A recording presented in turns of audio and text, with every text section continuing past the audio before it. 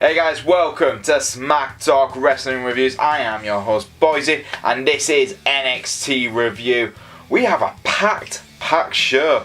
There was a lot more going on in the show than I was expecting, and my god, it was packed. So let's just get straight on with it. This is the second review of the day. This is NXT.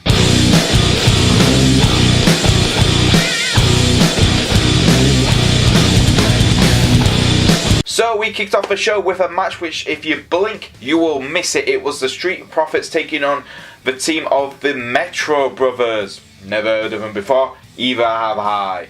But this match lasted as long as you googling who are the Metro Brothers, and the Street Profits won. No surprise there. But I was going to give this match a 1.5 stars because pretty much it was blink, you miss it, there you go kind of match.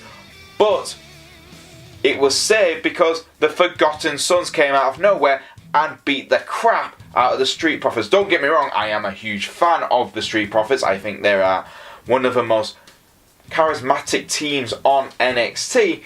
But this is great. This is a good heat for the Forgotten Sons. They've needed this, seeing as it looks like the Mighty have gone. They've left NXT. This is perfect for the Forgotten Sons. This gives them an opportunity to take on one of the most popular tag teams in NXT, and they beat the living crap out of them while the crowd were chanting, "Stay Forgotten." Of course.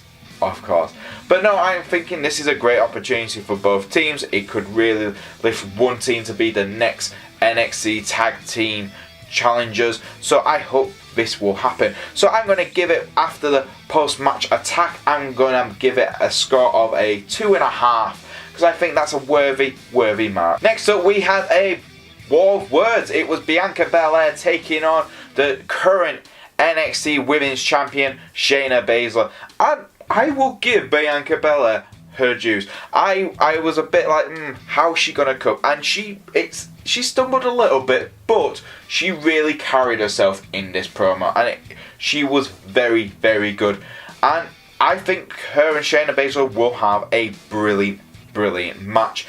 Both women were giving off each other good heel promos. Don't forget, out of the two, yes, you got to give Bianca Belair the babyface kind of role, but let's not forget both women are technically heels, and it will be an interesting fight because Bianca Belair is seen as a dominant force, a young contender. She can do moves in no time, and Shayna Baszler is that, big aggressive heel who can pretty much pull off any submission move at any time to take down her opponents.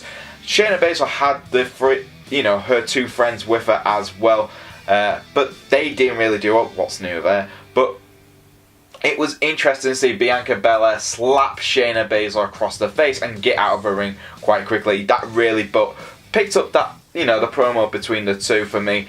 I'm gonna give this a 2 stars. Yeah, 2 stars feels right. It was a good promo, but it wasn't anything to write home about. Next up, we had the battle of the most ridiculous names, because I am just going to butcher the names. I do apologise, guys. Andrade Jaoude and Dominic Dijakovic. Oh my god, I am butchering their names. I do apologise. Let's just say this. Big toe Croatian guy versus a Brazilian guy. And it was pretty much a squash match. Dominic, who is coming as the next big thing on NXT. Let's be honest. He's going to possibly replace the Lars Sullivan role as tall, but he's not as wide as Lars, but he's very tall, but very agile and very muscly kind of guy.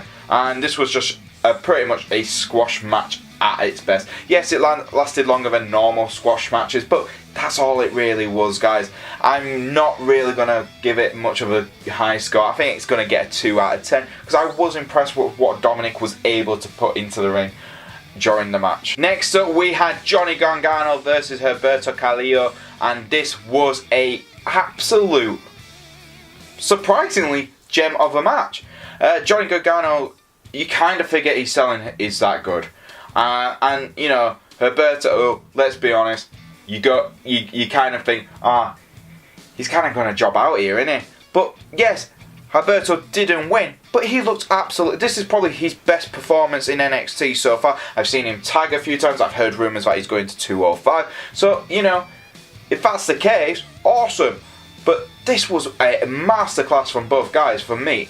When I say a masterclass, I mean a surprising match. It was just so much fun to watch. You couldn't not look away. There were so many times Humberto looked like he was going to put Johnny Gargano away and get the biggest victory in his NXT career out of it. But no, Johnny Gargano pretty much...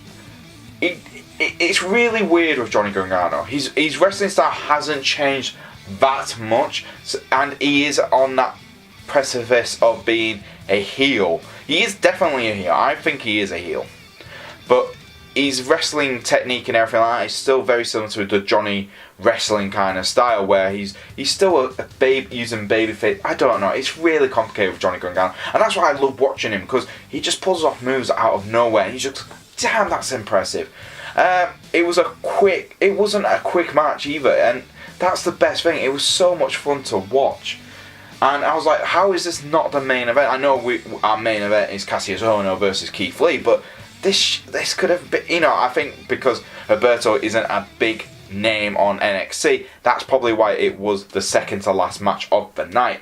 But my God, it was fun to watch. Johnny Gargano did get the victory, but I gotta give props to Humberto. He absolutely put on a fantastic showing, and you can tell if this like gets more opportunities like this, he will definitely be a rising star in NXT's developmental. So for me, I'm going to give this a 3-star match. Loved every second of it. Last but not least, this moves us on to our main event of the night, which was Kassius Ohno versus Keith Lee. Keith Lee put this challenge on after what Kassius Ohno did to his friend Matt Riddle last week, and this was brilliant. This was a brilliant match for me. On paper, I looked at this and went, damn, this is going to be a classic. But I think the hype for me was a little bit higher than it actually came off on. I've rewatched the match about 2 or 3 times now, and I think yes, it was good, but it could have been better. And I think that's something I think WWE should look at with these two, because they have the potential to have brilliant matches, and the chemistry is definitely there, but it just felt a bit sluggish and slow. And I know both men are big, are big guys, but it just felt like Keith Lee wasn't at full pelt as he usually is. Keith Lee can pull off moves, and he's a fast competitor for a guy that size, but it just felt like he was slowed down quite a bit. And I don't know if that was just because he wasn't at 100% in this match, but it just felt like it to me. Kassius Ohno was just brilliant. He's such a good heel on NXT, and he's great at, and it's nice to see him in these big storylines right now. He did beat Keith Lee by, let's be honest, the Shinsuke Nakamura of winning low blow while Keith Lee was checking on the referee. He gets the 3 count, he gets the victory. Matt Riddle runs out, makes sure Keith Lee's alright, and referees are trying to hold back Matt Riddle from Kassius Ohno. Kassius Ohno is umming and ahhing about getting back in the ring and taking down Matt Riddle, but he's not medically cleared. It's a good little, this feud is not over yet between Matt Riddle and Kassius Ohno. Can't wait. Maybe we might see at NXT TakeOver Phoenix. They kind of hinted at that in the commentating.